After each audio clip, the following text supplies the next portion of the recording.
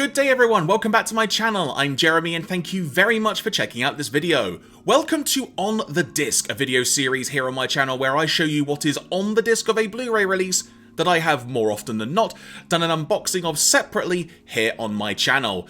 Today we are going to be looking at Fist of the North Star, the Blu-ray released by Discotheque Media in 2018 in North America. Now, if you want to see an unboxing of this Blu-ray, you can check that out in a video right now here on my channel. But today we are focusing what is on the disc of this Blu-ray release. So without further ado, let's get on to the disc itself.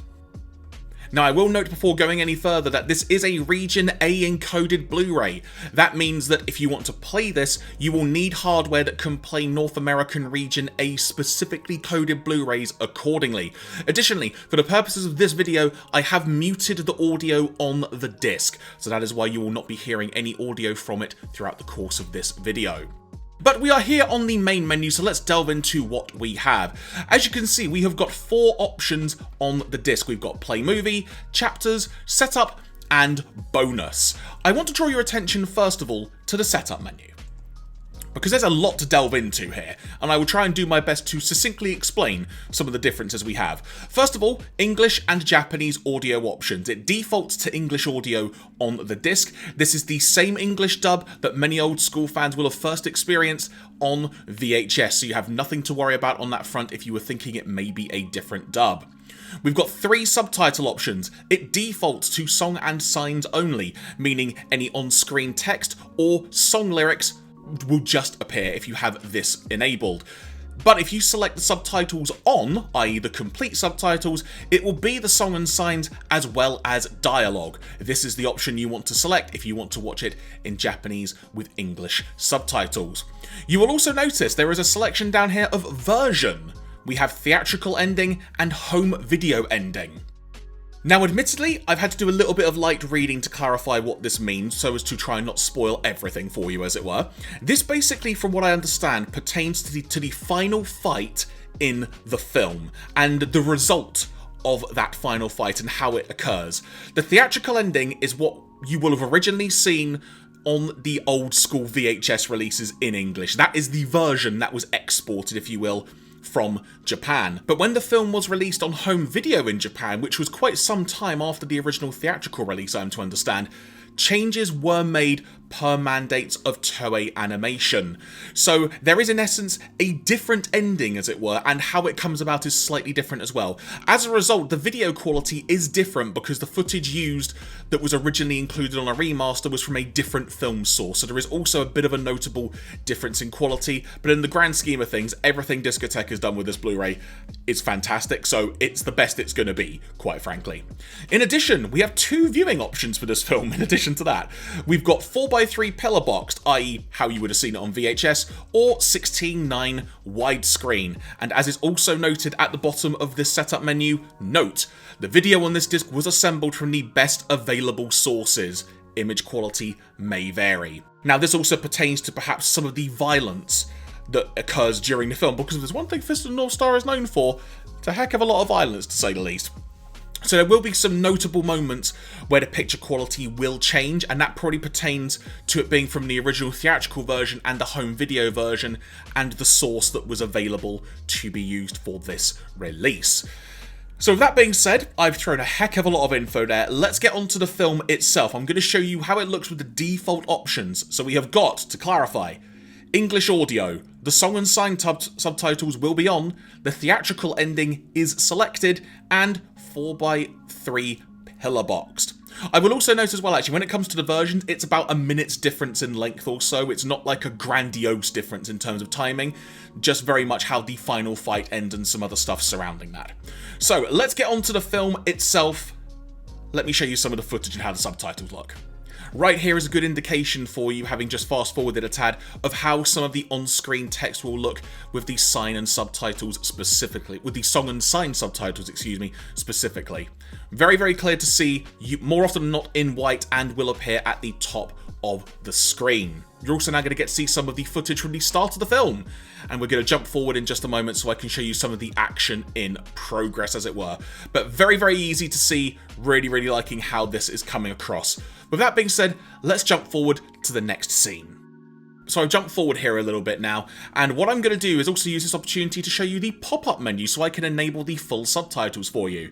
So with the pop-up menu, as you're playing the film, this is what you have. You have got main menu, chapters, setup, bonus, and a little icon here just to simply get rid of the menu, just like that.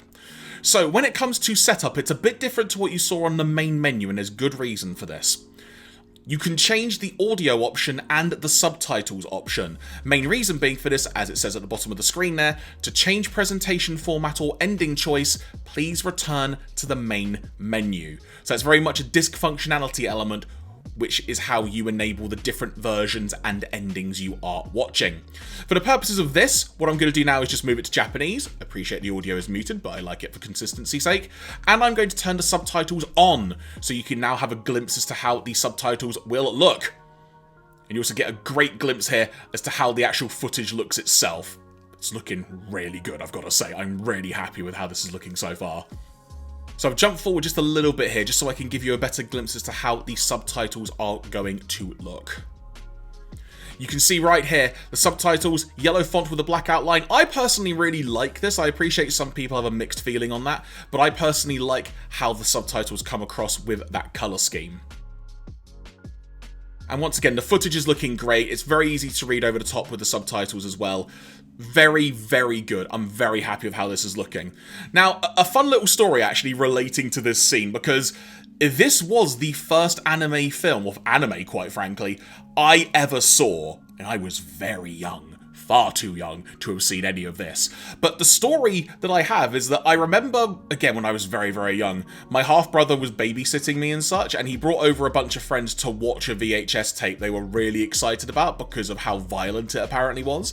And I was upstairs in bed. I think I came downstairs because I felt ill or something like that. And I vividly remember a particular scene that I walked in on in the living room. And arguably, it made me a fan forever, but I didn't know it until many years later. So I'm going to jump forward now to that specific moment for you. So this is the scene that I walked in on as a small child, and boy did it haunt me for a heck of a long time. Advance warning, violence coming up.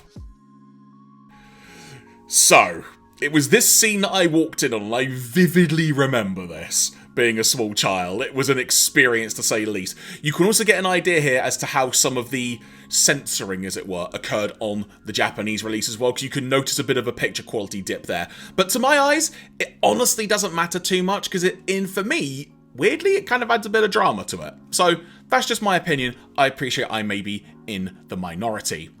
With that being said though, I'm going to bring up the pop-up menu once again, because I think now it's time to go back to the main menu. So what I'm going to do now is switch things over to the 16:9 version of the theatrical ending, if you will. I know we're not at the ending yet, so disregard that point.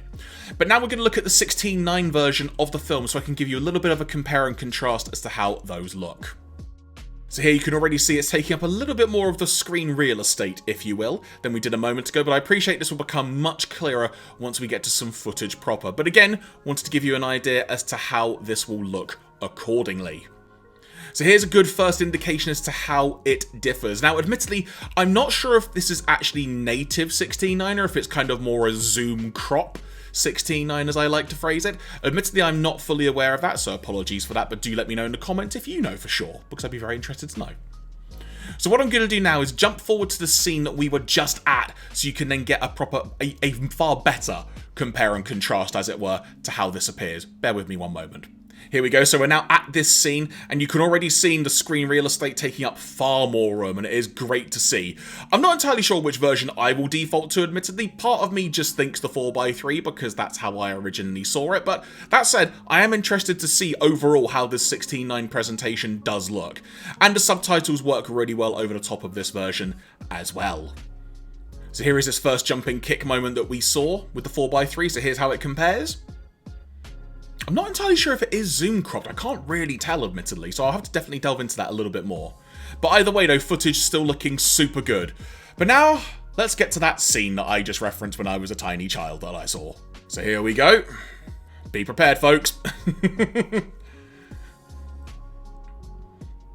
In 16:9, it's arguably far far worse in terms of impact, because it's taking up so much more real estate on the screen. But once again, this gives you a good indication as to how things look. And you can see once again the sort of the quality dip there with the footage they had available and such. But either way, it's still a fantastic presentation of this film so far. So I'm very, very happy with how that looks. What I'm going to do now actually is jump forward a bit. And to do that, I'm actually going to utilize the pop-up menu once again. Because now I'm going to show you how the chapters menu looks. As you can see here, it's a very, very simple chapters menu, but very, very clear, and I really, really like that fact. What I'm going to do is jump forward to chapter 11 and then fast forward a little bit, because this is the scene in question where the ending specifically differs. So take note of how the footage looks here in terms of picture quality. We're in the theatrical version of the film at the moment, because you will notice in particular on the home video version, as I mentioned, because there is a different source, this will look differently compared to the theatrical version that you are seeing now. So what I'm going to do, now that I've done that, just to sort of shake things up a bit once again, is we're going to go back to the main menu. Now I'm going to engage the home video ending, staying on the 16:9 version just for the sake of continuity here. And now we're going to go back to chapter 11, and I will fast forward to that moment you just saw, the equivalent of as near as I can in the film. Here is a good example right here of the picture quality difference. Also, you can see, although I did have the 16:9 version selected, because of the film source it is taken from, it is not entirely 16:9 as it were, but this is the best quality it will be. But you can already notice a big picture difference there. But honestly, doesn't bother me. It really doesn't. Arguably for some it may, but I'm just happy this is actually included at all, because it helps it feel like a far more definitive release of the film itself. With that being said, in an effort to try and help avoid spoilers and such of what is going on, I'm now going to bring up the pop-up menu once again, and we're going to go back to the main menu. The reason for that is because now we're going to move on to the bonus menu. Here is what we've got for extras. We have got Japanese trailers, a US trailer, art gallery, and the US opening and ending. We'll delve into that in a few seconds, but first of all, give you a glimpse of some of the Japanese trailers included.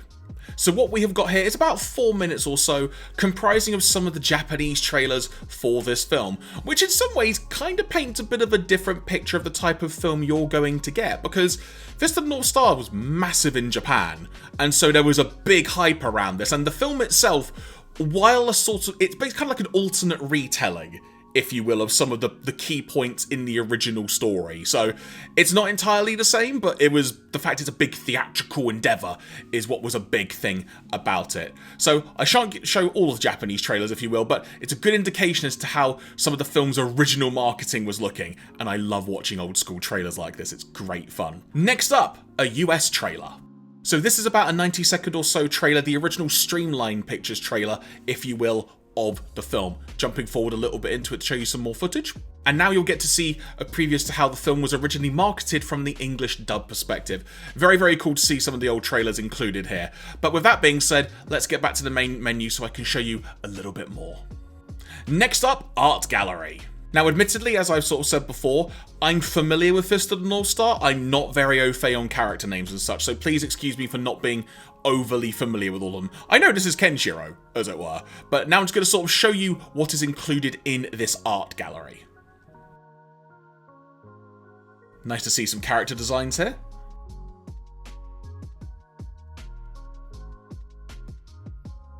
It's really high quality imagery as well, which is really nice to see.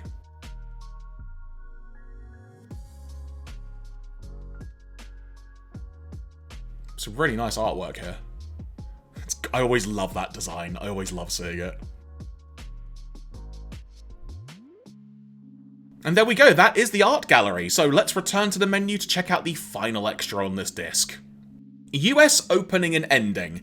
So to give you the Cliff Notes version, as it were, this was taken from an old English language release where some of the title cards were changed. So rather than having Japanese on-screen text, English title cards were put on top. Allow me to give you a quick glimpse to show you what I mean by that. First of all, we get this intro, which is kind of wild. It's such an English language thing, as it were. It's hard to articulate, but it's really, really fun to see. Gonna jump forward a little bit so I can show you what I mean specifically. So here you go. This is not in the original Japanese version, obviously, seeing the English language star. Also, That is the logo I am familiar with. This is the logo I am so overly familiar with in this colour scheme as well. I remember that on the old VHS tape. Great to see. And here you can see a bunch of the voice talent being used in the film as well. Obviously taken from a very old source, but it's really nice this has been included as an extra, just to again add that sense of a definitive release nature to it. Something that I love to see. Now I'm going to show you a little glimpse of the ending title sequence. You will already notice that the picture quality compared to this source and the film source that Discotheque Media has put together is night and day, quite frankly, but for the purposes of what this extra is, you will get a good glimpse as to what they mean. But with that being said, folks, I think that just about wraps up this disc, so I will say thank you so much for watching this video. I hope it has genuinely been useful for you if you're thinking of adding this to your collection. If you did enjoy it, please let me know in the comments, and if you have any additional questions about what I have talked about today, or if I didn't touch on anything specifically, please let me know in the comments and I will do my best to answer you accordingly. Thank you so much once again for watching. Until my next video, take care and have a nice day.